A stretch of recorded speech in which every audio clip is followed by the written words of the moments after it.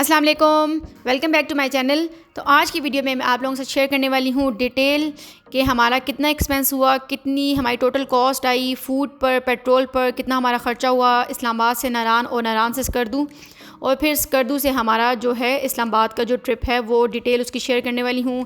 तमाम जितना हमने रेस्टोरेंट में खाना वगैरह खाया उन सभी का बिल भी आज आप लोगों के साथ शेयर करूँगी।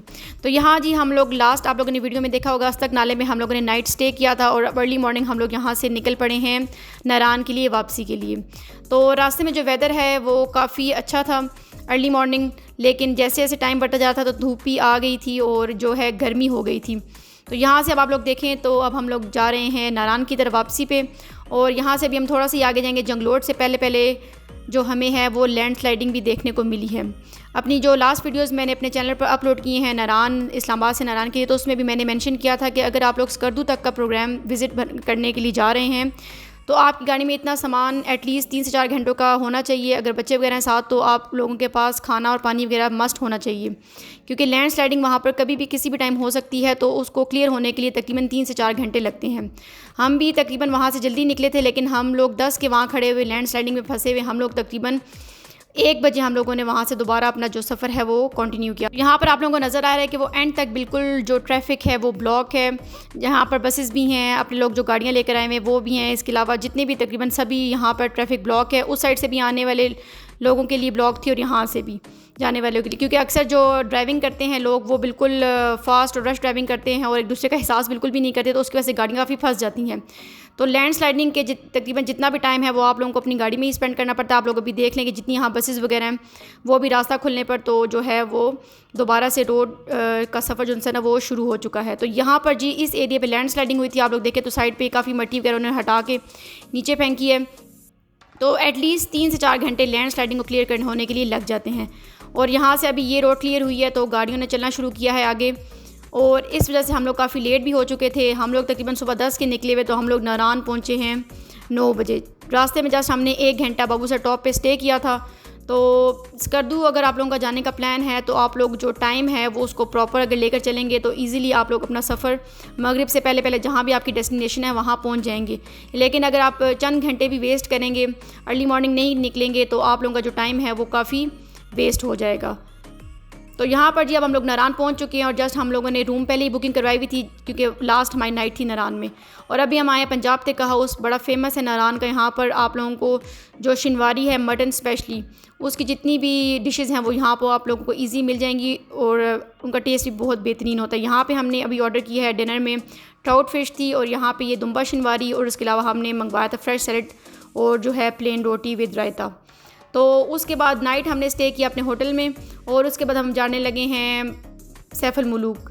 और सैफुल मुलूक के लिए हम लोगों ने जीप की है, तो जीप के इनके रेट्स फ़िक्स हो गए हैं 4,500 में ये जीप हमें लेके गई। 1 घंटा हम लोगों ने वहाँ स्टे किया था और फिर वापस भी हम लोग इसी जीप में आए हैं।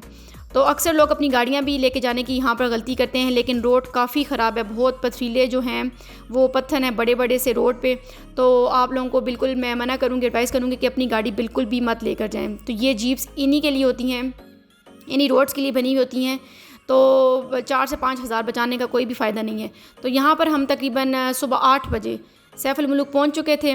तकरीबन आधे घंटे से 30 से 45 मिनट का सफ़र है नारान से सैफुल मुलूक का। तो बहुत ही खूबसूरत आप लोग देखें तो व्यू है, और यहाँ पे इन्होंने कुछ ये साइन बोर्ड्स भी लगाए हुए हैं जो इस जगह ये जो हैं बर्ड्स पाए जाते हैं। तो ये इसमें एक गोल्डन ईगल था, इसकी डिटेल लिखी हुई है उन्होंने, कौन सा किस हैबिटेट से बिलोंग करता है, इसके अलावा इसकी डाइट में क्या है, सब कुछ चीज़ें। और आप लोग देखें तो कितना खूबसूरत मंजर है सैफुल मुलूक का। इसके आगे पीछे आप लोग देखें तो ये जितने ये शॉप्स बनी हुई यहाँ से आप लोगों को ईज़िली खाने पीने की चीज़ें मिल जाएंगी। इसके अलावा जो सैफुल मुलूक नेशनल पार्क है उसकी भी डिटेल इन्होंने यहाँ पे हिस्ट्री बताई हुई है कि सैफुल मुलूक लेक की जो है हिस्ट्री है, बैकग्राउंड है वो क्या है। इसके अलावा यहाँ पर क्या क्या चीज़ें कर सकते हैं और किन किन चीज़ों से आप लोगों को मना किया गया है, वो सभी डिटेल आप लोगों को यहाँ शेयर मैं कर रही हूँ। अगर किसी ने डिटेल पढ़नी हो तो वो वीडियो को पॉज करके ईज़िली यहाँ से डिटेल इसकी देख सकता है। उसके बाद जो नेक्स्ट 3-4 एनिमल्स के उन्होंने साइन बोर्ड्स लगाए हुए थे। इसके अलावा ये जो एल्पाइन वीज़ल था ये भी एक यहाँ पे पाया जाता है एनिमल। इसके साथ साथ आप लोग देखें कि सैफुल मुलूक आने के लिए भी अब मौसम जो है वो काफ़ी गर्म हो चुका है। अगर आप लोगों ने सैफुल मुलूक को विज़िट करना है तो अर्ली मॉर्निंग आप लोग अपनी जीप्स वहाँ से करवा लें। और यहाँ से देखें ये बड़ी खूबसूरत सी बोटिंग के लिए इन्होंने, आप लोग देखें तो बोट्स कितनी खूबसूरत सी डेकोर की हुई हैं। पहले ये नहीं थी लेकिन अभी ये इन्होंने यहाँ पर रख दी हैं।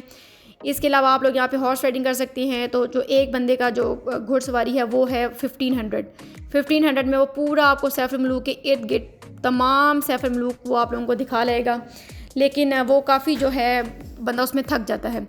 तो खूबसूरत से सैफर मलूक का ये एक प्यारा सा मंजर आप लोगों को दिखाती चलूँ। वीडियो को आप लोगों ने लास्ट तक देखना है, स्किप नहीं करना, क्योंकि इसमें मैंने अपने बिल्स भी शेयर किए हैं जो हम लोगों ने होटलिंग की है, यानी जितने भी रेस्टोरेंट्स में हम लोग गए हैं तो उसके जो ब्रेकफास्ट, लंच और डिनर के जो बिल्स हैं वो भी आज मैं आप लोगों के साथ शेयर करने वाली हूँ। इसके अलावा जो पेट्रोल का है वो ओवरऑल मैं आप लोगों को बता दूँगी कि इस्लामाबाद से नारान, नारान से स्कर्दू, फिर स्कर्दू से नारान और नारान से इस्लामाबाद, तो टोटल हमारा पेट्रोल कितना लगा है। तो यहाँ पर तकरीबन 1 घंटा स्टे करने के बाद हम लोग वापसी हम लोगों ने कर ली थी। इसके अलावा वेदर भी आप लोगों से शेयर करती चलूँ तो नारान में अभी इतनी सर्दी नहीं है, जस्ट एक जैकेट या एक स्वेटर, वो भी आफ्टर इशा आप लोग जो है ना वो रात में पहन सकते हैं, लेकिन गर्मी है तो बेहतर यही है कि आप समर क्लोथ्स यहाँ से लेके जाएं नारान के लिए भी।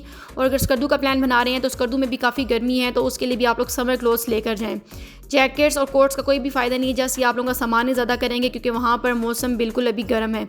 इवन के नारान में दिन में भी काफ़ी गर्मी हो जाती है, पिंडी इस्लामाबाद जैसा ही वेदर है, तो रात में काफ़ी ठंड है लेकिन दिन में काफ़ी गर्मी है। तो यहाँ पर जी कशफ और उसके बाबा हॉर्स राइडिंग करके आ चुके हैं और अभी नेक्स्ट टर्न आती है रुमैसा की।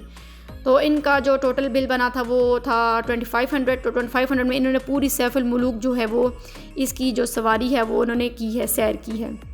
इसके अलावा जो नारान में हम लोगों ने रूम्स लिए थे उसका जो रेंट है टोटल बना था 35,000। 35,000 हम लोगों ने लिए है 2 रूम्स का। हम लोगों ने 2 नाइट्स नारान में स्टे किए हैं और उनका जो रूम का रेंट था वो 35,000 बना था। इसके अलावा 3 नाइट्स हमने स्कर्दू में स्टे किया है और उसका ओवरऑल बिल था 45,000, 15,000 पर रूम। 2 रूम्स हमने वहाँ पर भी लिए थे। और ये जो एंट्री टिकट है जी शिगर फोर्ट का 800 पर पर्सन है। तो अगर आप लोग शिगर फोर्ट जाने का प्लान कर रहे हैं तो उसका टिकट ये है, और ये है जी शैंग्रीला रिजॉर्ट का 1000 पर पर्सन। इसके अलावा ये सभी बिल्स हैं जो 1500 यानी कि 1500 तक बिल हैं वो हमारे सब ब्रेकफास्ट के बिल हैं, नाश्ते के बिल हैं।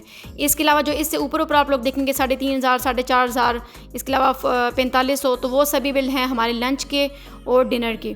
तो वो आप लोगों की डिशेस के अकॉर्डिंग आप लोगों का बिल बन जाता है। अगर आप लोग दाल या सब्ज़ी करेंगे तो आप लोग का 3,500 बन जाएगा। इसके अलावा अगर मटन की डिश या दुम्बा शनवारी ऐड करेंगे तो आपका जो बिल है वो 6 से 10,000 के दरमियान बन जाएगा। और ये जितने मैंने बिल्स आप लोगों से शेयर किए हैं ये 5 to 6 पर्सनस के बिल हैं, यानी कि लंच भी, ब्रेकफास्ट भी और डिनर भी। हमारी 2 फैमिलीज़ गई हुई थी। इसके अलावा ये खूबसूरत सा रेस्टोरेंट है जो हमने होटल की बुकिंग करवाई थी, कनार व्यू होटल, उसके सामने ही बिल्कुल ये रेस्टोरेंट बना हुआ है।